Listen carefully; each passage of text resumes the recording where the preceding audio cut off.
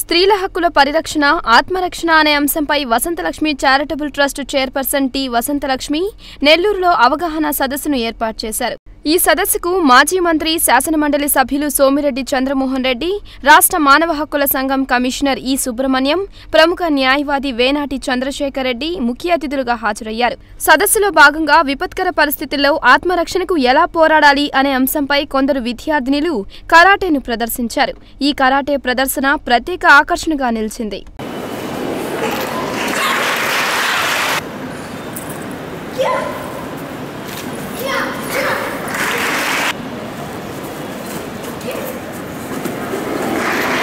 Karate ప్రదర్శన అనంతరం MLC Somireddy Chandramohan Reddy, Andhra Pradesh మానవ హక్కుల సంఘం కమిషనర్ సుబ్రహ్మణ్యం మాట్లాడారు. మహిళలు పురుషులతో సమానంగా ఆత్మస్థైర్యాన్ని పెంపొందించుకోవాలని సూచించారు.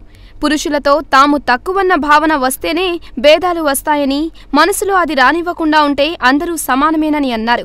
మహిళా అభ్యుదయం కోసం వసంతలక్ష్మి చారిటబుల్ ట్రస్ట్ చేస్తున్న సేవలు ప్రశంసనీయమని కొనియాడారు. ట్రస్ట్ చేస్తున్న సేవలకు ప్రభుత్వం అండగా ఉంటుందని హామీ ఇచ్చారు.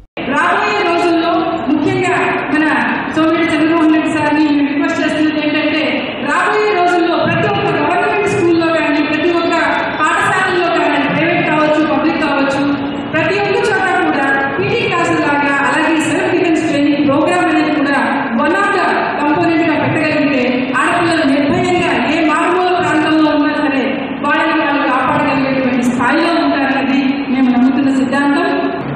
మగవాళ్ళ ఆత్మపాలన వారిని ఆప్యాయంగా, అభిమానంగా ఆదరించి, దగ్గరికి తీసి కష్టాలు, దుఃఖాలు అరిగిపోవాలి కానీ లేదు.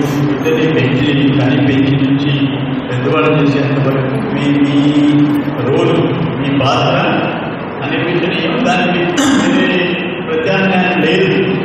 ఇవన్నీ తెలిసి కూడా జరిగే అత్యాచారాలు మనం రోజు చూస్తూనే ఉన్నాం. మనసు కరిగిపోతాం.